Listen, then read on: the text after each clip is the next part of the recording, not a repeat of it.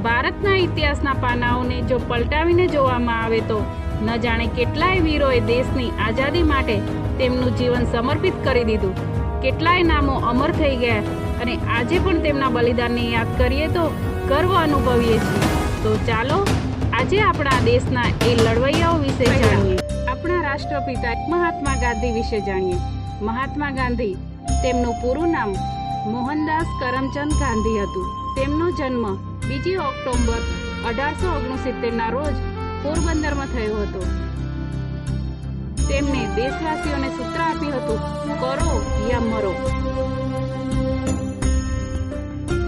સરદાર પટેલ, તેમનું પૂરું નામ વલ્લભભાઈ ઝવેરભાઈ પટેલ હતું. તેમનો જન્મ 31 ઓક્ટોબર 1875ના રોજ નડિયાદમાં થયો હતો. તેમને આપણને સૂત્ર આપ્યું હતું, हमें स्वतंत्रता के लिए लड़ना चाहिए और अपने देश के लिए मरना चाहिए.